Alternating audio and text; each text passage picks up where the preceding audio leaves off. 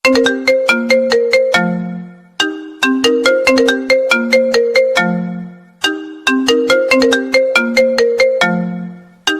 semuanya, video ini dibuat untuk memenuhi tugas pendidikan budaya anti korupsi. Dalam video ini akan membahas mengenai gratifikasi. Selamat menyaksikan. Sejarah gratifikasi. Praktik pemberian gratifikasi dalam bentuk hadiah terjadi sejak zaman Sriwijaya dan Majapahit. Catatan seorang biksu Buddha, Yixing, Yizing atau Zhang Wenming pada abad ke-7 membenarkan terjadinya praktik tersebut. Pada abad tersebut, pedagang dari Champa sampai saat Vietnam dan Kamboja dan Tiongkok datang dan berusaha membuka perdagangan dengan kerajaan Sriwijaya di Palembang. Berdasarkan catatan tersebut, pada tahun 671 Masehi adalah masa di mana kerajaan Sriwijaya menjadi pusat perdagangan di wilayah Asia Tenggara. Pengertian gratifikasi. Arti gratifikasi dapat diperoleh dari penjelasan Pasal 12B Undang-Undang Nomor 20 Tahun 2001, yaitu pemberian dalam arti luas, yakni meliputi pemberian uang, barang, diskon, komisi, pinjaman tanpa bunga, tiket perjalanan, fasilitas penginapan, perjalanan wisata, pengobatan cuma-cuma, dan fasilitas lainnya. Gratifikasi tersebut baik yang diterima di dalam negeri maupun di luar negeri dan yang dilakukan dengan menggunakan sarana elektronik atau tanpa sarana elektronik. Definisi gratifikasi sebenarnya bermakna pemberian yang bersifat netral. Suatu pemberian menjadi gratifikasi yang dianggap suap jika terjadi dengan jabatan dan bertentangan dengan kewajiban atau tugas penerima. Dasar hukum. Pasal 12B ayat 1 Undang-Undang Nomor 31 Tahun 1999, Undang-Undang Nomor 20 Tahun 2001 berbunyi, setiap gratifikasi kepada pegawai negeri atau penyelenggara negara dianggap pemberian suap jika berhubungan dengan jabatan dan berlawanan dengan kewajiban atau tugasnya. Adapun Pasal 12C ayat 1 Undang-Undang Nomor 31 Tahun 1999, Undang-Undang Nomor 20 Tahun 2001 berbunyi, ketentuan sebagaimana dimaksud dalam Pasal 12B ayat 1 tidak berlaku jika penerima melaporkan gratifikasi yang diterimanya kepada KPK. Gratifikasi, suap dan uang pelicin. Suatu pemberian menjadi gratifikasi yang dianggap suap jika terkait dengan jabatan dan bertentangan dengan kewajiban atau tugas penerimaan. Mengenai hal tersebut, menurut Insinyur Profesor Dr. Edi Omar Syarif, Besar Hukum Pidana Fakultas Hukum Universitas Gadjah Mada, perbedaan gratifikasi dan suap terletak pada ada atau tidak meeting of mind pada saat penerimaan. Pada tindak pidana suap, terdapat meeting of mind antara pemberi dan penerima suap. Sedangkan pada tindak pidana gratifikasi tidak terdapat meeting of mind antara pemberi dan penerima. Meeting of mind merupakan nama lain dari konsensus atau hal yang bersifat rasional. Sementara mengenai uang pelicin, muncul ketika ada sebagian peminta layanan yang melihat celah bahwa proses yang lambat ini bisa dipercepat. Etika perilaku terkait gratifikasi. Secara hukum maupun etika, praktek gratifikasi seharusnya tidak memperoleh tempat. Ketika ada gratifikasi, maka kode etik sebagai pegawai negeri sipil telah dilanggar, terutama soal akuntabilitas. Penyelenggaraan negara dalam hal ini, pegawai negeri sipil selalu melakukan sumpah atau janji ketika akan diangkat pada jabatan tertentu. Di dalam sumpah tersebut, ada pernyataan kesanggupan untuk melakukan suatu keharusan atau tidak melakukan suatu larangan. Tak hanya itu, dalam konteks pencegahan korupsi dan gratifikasi, ada kode etik yang harus dipatuhi penyelenggara negara atau pegawai negeri sipil, seperti etika bernegara, yang meliputi 1. Melaksanakan sepenuhnya Pancasila dan Undang-Undang Dasar 1945. 2. Mengangkat harkat dan martabat bangsa dan negara. 3. Menjadi perekat dan pemersatu bangsa dalam negara kesatuan Republik Indonesia. 4. Menaati semua peraturan perundang-undangan yang berlaku dalam melaksanakan tugas. 5. Akuntabel dalam melaksanakan tugas penyelenggaraan pemerintahan dan pembangunan. 6. Tanggap, terbuka, jujur, dan akurat, serta tepat waktu dalam melaksanakan setiap kebijakan program pemerintahan. 7. Menggunakan atau memanfaatkan semua sumber daya negara secara efisien dan efektif. 8. Tidak memberikan kesaksian palsu atau keterangan yang tidak benar. Kenapa gratifikasi dilarang? Studi tentang gratifikasi dan pengaruhnya terhadap pejabat publik pernah dilakukan oleh Direktorat Penelitian dan Perkembangan KPK 2009. Studi ini mengungkapkan bahwa pemberian hadiah atau gratifikasi yang diterima oleh penyelenggara negara adalah satu sumber penyebab timbulnya konflik kepentingan, konflik of interest. Konflik kepentingan yang tidak ditangani dengan baik dapat berpotensi mendorong terjadinya tindak pidana korupsi.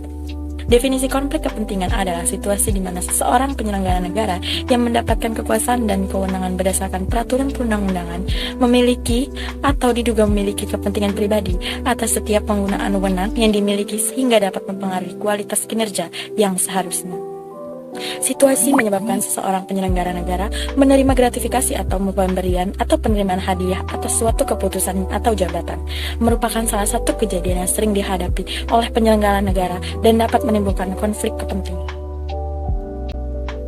Kategori gratifikasi yang dianggap suap dan perlu dilaporkan. Sejumlah unsur utama yang membedakan antara definisi gratifikasi secara umum sebagai pemberian dalam arti luas dengan gratifikasi yang dianggap suap, yaitu unsur yang pertama, adanya penerimaan gratifikasi. Yang kedua, penerima gratifikasi haruslah pegawai negeri atau penyelenggara negara. Yang ketiga, gratifikasi dianggap suap. Contoh penerimaan gratifikasi yang ditinjau dari segala keadaan dapat dianggap terkait dengan jabatan pegawai negeri atau penyelenggara negara atau menerimanya sehingga wajib dilaporkan antara lain. Yang pertama, pemberian karena hubungan keluarga, yaitu kakek atau nenek, bapak atau ibu atau mertua, suami atau istri, anak atau menantu, cucu, besan, paman atau bibi, kakak, ipar atau adik, sepupu, dan keponakan yang memiliki konflik kepentingan. Yang kedua, penerimaan uang atau barang oleh pejabat atau pegawai dalam suatu kegiatan seperti pesta pernikahan, kelahiran, akikah, baptis, khitanan, potong gigi, atau upacara agama atau adat atau tradisi lainnya melebihi 1 juta per pemberian per orang. Yang ketiga, pemberian terkait musibah atau bencana yang dialami oleh penerimanya, bapak atau ibu atau mertua, suami atau istri, atau anak penerima gratifikasi yang melebihi 1 juta per orang. Yang keempat, pemberian sampai pegawai dalam rangka pesta pensiun, pesta sambut, promosi jabatan, dan ulang tahun yang tidak dalam bentuk uang atau tidak berbentuk secara uang, seperti cek, biljet, gori, saham, deposito, voucher, pulsa, dan lain-lain, yang melebihi dari 300 per orang dengan total pemberian 1 juta dalam 1 tahun dari pemberian yang sama. Pemberian sama rekan kerja tidak dalam bentuk uang atau tidak berbentuk setara uang, cek, biljet, gori, saham, deposito, voucher, pulsa, dan lain-lain yang melebihi 200 per orang dengan total pemberian maksimal 1 juta dalam 1 tahun dari pemberian yang sama. Kategori gratifikasi yang tidak dianggap suap dan tidak perlu dilaporkan. Yang pertama, diperoleh dari hadiah atau undian, diskon atau rabat, voucher, point, reward yang berlaku secara umum dan tidak terkait kedinasan. Yang kedua, diperoleh karena prestasi akademis atau non-akademis dengan biaya sendiri dan tidak terkait dengan kedinasan. Yang ketiga, diperoleh dari keuntungan, penempatan dana, investasi, atau kepemilikan saham pribadi yang berlaku secara umum dan tidak terkait kedinasan. Yang keempat, diperoleh dari kompensasi atau profesi dari luar kedinasan yang tidak terkait dengan tupoksi PN, tidak melanggar konflik kepentingan dan kode etik pegawai dengan izin tertulis atasan langsung. Yang kelima, diperoleh dari hubungan keluarga sedarah atau semenda dalam garis keturunan lurus 2 derajat atau dalam garis keturunan ke samping 1 derajat sepanjang tidak memiliki konflik kepentingan dengan penerima gratifikasi. Yang keenam, diperoleh dari hubungan keluarga semenda dalam garis keturunan lurus 1 derajat atau dalam garis keturunan ke samping 1 derajat sepanjang tidak memiliki konflik kepentingan dengan penerima gratifikasi. Yang ketujuh, diperoleh dari pihak yang memiliki hubungan keluarga sebagaimana dengan nomor 6 dan 7 terkait dengan hadiah perkawinan, khitanan anak, ulang tahun, kegiatan keagamaan atau adat atau tradisi, dan bukan dari pihak-pihak yang memiliki konflik kepentingan dengan penerima gratifikasi. Yang ke-8, diperoleh dari pihak yang terkait dengan musibah atau bencana, bukan dari pihak-pihak yang memiliki konflik kepentingan dengan penerima gratifikasi. Ke-9, diperoleh dari kegiatan resmi, kegiatan seperti rapat, seminar, workshop, konferensi, pelatihan, atau kegiatan lain sejenis yang berlaku secara umum berupa seminar kits, sertifikat, plakat, atau cenderamata. 10, diperoleh dari acara resmi kedinasan dalam bentuk hidangan, minuman, atau sajian jamuan berupa makanan atau minuman yang berlaku umum. Metode identifikasi gratifikasi yang dianggap suap. Yang pertama, purpose atau tujuan. Seperti apakah tujuan pemberian ini. Yang kedua, rules atau aturan, seperti bagaimana aturan perundangan mengatur tentang gratifikasi. Yang ketiga, openness atau keterbukaan, seperti bagaimana substansi keterbukaan pemberian tersebut. Yang keempat, value atau nilai, seperti berapakah nilai dari gratifikasi tersebut. Yang kelima, etik atau etika, seperti apakah nilai moral pribadi Anda memperoleh penerimaan hadiah tersebut. Yang keenam, identity atau identitas, seperti apakah pemberian memiliki hubungan jabatan, calon rekanan, atau rekanan instansi. Yang ketujuh, timing atau waktu pemberian, seperti apakah pemberian gratifikasi berhubungan dengan pengambilan keputusan pelayanan atau perizinan. Berikut ini, mengapa gratifikasi yang diberikan kepada penyelenggara, negara, atau pegawai negeri perlu diatur dalam suatu peraturan. Dikarenakan, gratifikasi saat ini diatur dalam Undang-Undang tentang Pemberantasan Tindak Pidana Korupsi dan Undang-Undang tentang Komisi Pemberantasan Korupsi. Pelaporan gratifikasi sangatlah penting, karena apabila tidak, dapat menyebabkan kerugian keuangan negara, suap-menyuap, penggelapan dana dalam jabatan, pemerasan, dan perbuatan curang, serta benturan kepentingan gratifikasi.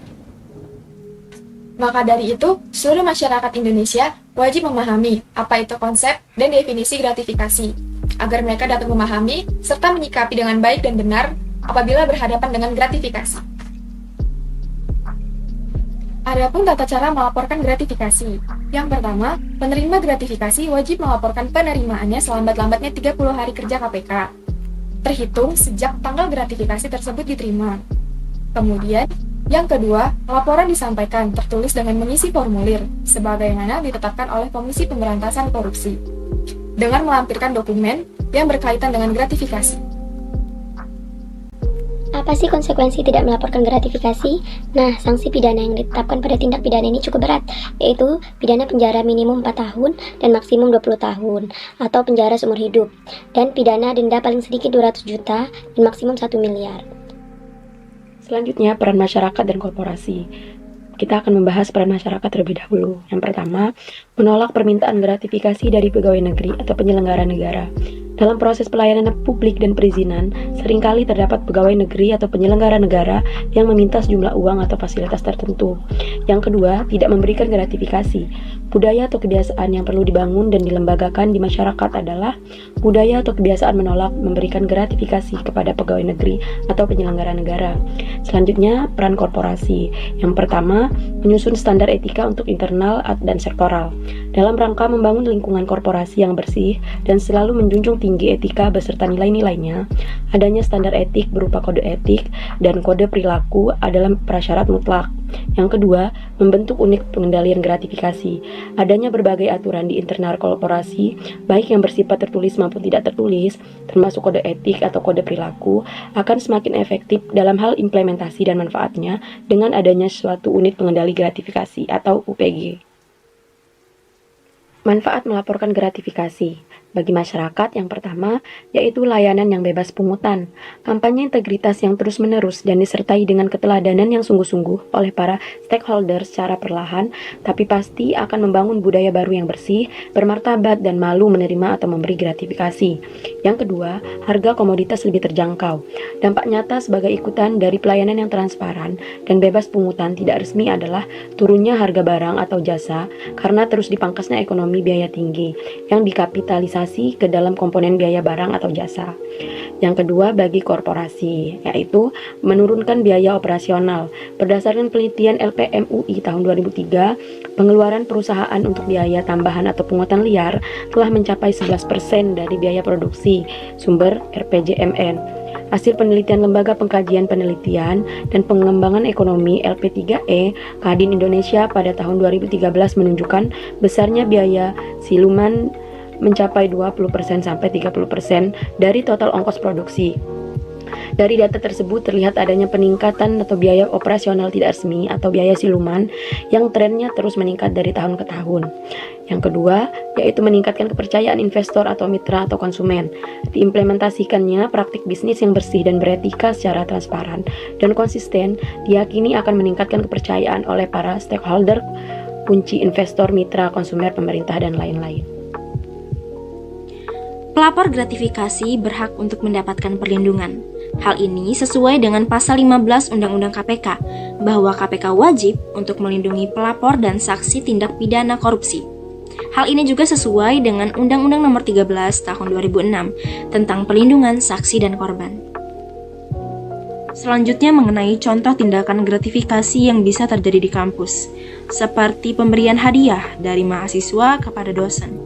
Hadiah dalam bentuk apapun, dalam bentuk barang, uang, tiket liburan, ataupun fasilitas secara cuma-cuma.